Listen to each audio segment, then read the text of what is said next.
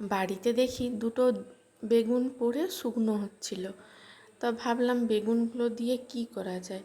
রুটি তো বানাবো, তাহলে রুটির সাথে তো কিছু তো একটা বানাতে হবে।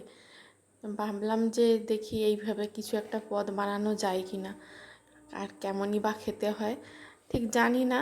তাই আমি লেগেও পড়লাম এইভাবে একটা পদ বানানোর জন্য। বেগুনগুলো প্রথমে একটু মোটা মোটা করে কেটে নিয়েছি, আর দুটো আলু নিয়েছি মিডিয়াম সাইজের। আলুগুলো একটু ডুমো ডুমো করে কেটে নিয়েছি, আর নিয়েছি অল্প একটু মুসুর ডাল। মুসুর ডালটা ভালো করে জলে ধুয়ে রেখেছি। এখানে একটি আমি মশলা তৈরি করে নিয়েছি জিরে গুঁড়ো, হলুদ গুঁড়ো, আর নিয়েছি লাল লঙ্কার গুঁড়ো, আর ব্যাস, আর কিচ্ছু নেইনি। আর এখানে নিয়েছি মিডিয়াম সাইজের একটা পেঁয়াজ, দুটো কাঁচা লঙ্কা নিয়েছি, আর 2-3টে কোয়া রসুন গ্রেট করে নিয়েছি। কড়াইতে বেশ কিছুটা পরিমাণ একটু তেল দিয়েছি। তেলের উপর দিয়ে দিলাম কালো জিরে, তারপর দিয়ে দিচ্ছি 1/2 টিস্পুনের থেকে একটু কম হিংটা অপশনাল, আপনারা দিতেও পারেন নাও দিতে পারেন। হিংটা দিলে এর ফ্লেভারটা খুব ভালো আসে। হিংটা দিলাম, একটু ভাজা হয়ে যাওয়ার পর দিয়ে দিলাম কুচানো পেঁয়াজগুলো একটু ব্রাউন কালার হয়ে গেলে তারপরে আমি একে একে দিয়ে দেবো কাঁচা লঙ্কাটা অল্প নেড়ে চেড়ে নিয়ে তারপরে দিয়ে দেব গ্রেট করা রসুনটা দিয়ে একটু নেড়ে চেড়ে নেব, কারণ রসুনের একটা কাঁচা গন্ধ থাকে, কাঁচা গন্ধটা চলে যাওয়া পর্যন্ত। তারপরে ওই পেঁয়াজটা কিন্তু আমি খুব বেশি ব্রাউন কালার করিনি, তারই মধ্যে কেটে রাখা আলুগুলো দিয়ে দিলাম, কারণ আলুটাকেও তো একটু কষিয়ে নিতে হবে। আপনারা চাইলে কিন্তু আলুটা আলাদাভাবেও প্রথমে কষিয়ে নিতে পারেন, কষিয়ে তুলে রাখতে পারেন। যেহেতু আমি খুব সহজভাবে এটা করে দেখাচ্ছি, তাই আমি কিন্তু আলুটা ওই পেঁয়াজের মধ্যেই দিয়ে দিলাম। আলুটা কিছুটা ভাজা হয়ে যাওয়ার পর তারপরে দিয়ে দিলাম ওই কেটে রাখা বেগুনগুলো দিয়ে একটু নাড়াচাড়া করে নিয়ে দিয়ে দিচ্ছি পরিমাণ মতো লবণটা দিয়ে দিলে খুব তাড়াতাড়ি কিন্তু বেগুনটা সেদ্ধ হয়ে যায়। একটু ঢাকা দিয়ে হতে দেব, তাহলে বেগুনটা কিন্তু ভালোভাবে সেদ্ধ হয়ে যাবে।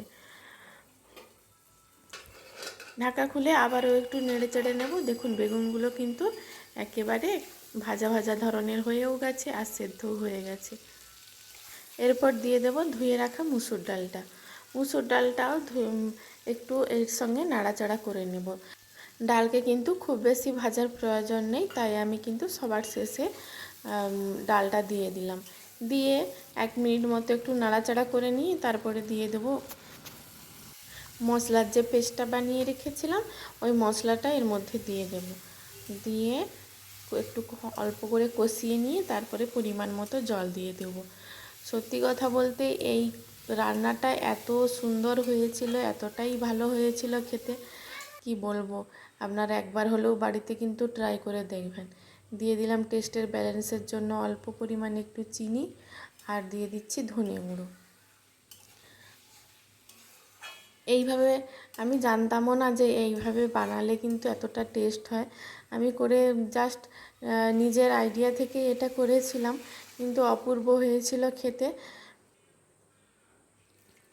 আমার মেয়ে তো খুবই পছন্দ করেছিল যে মা আমার খুব ভালো লেগেছে জিনিসটা। আপনারা চাইলে কিন্তু এতে ডিম থাকলে ডিমও দিতে পারেন। আমার কাছে ডিম ছিল না, তাই আমি ডিমটা দিলাম না। আপনাদের কাছে যদি ডিম থাকে তাহলে কিন্তু এর সঙ্গে ডিম দিলেও আরও খুব ভালো হয় রেসিপিটা।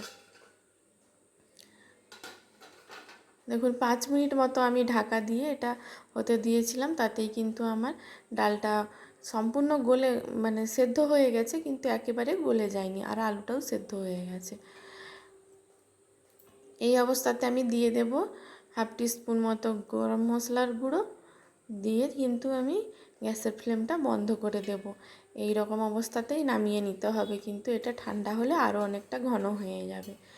আমার এই রেসিপিটা যদি আপনাদের ভালো লেগে থাকে, আমার ইউটিউব চ্যানেলটাকে সাবস্ক্রাইব করে নেবেন, এবং ফেসবুক পেজ থেকে দেখলে পেজটি ফলো করে নেওয়ার অনুরোধ রইল।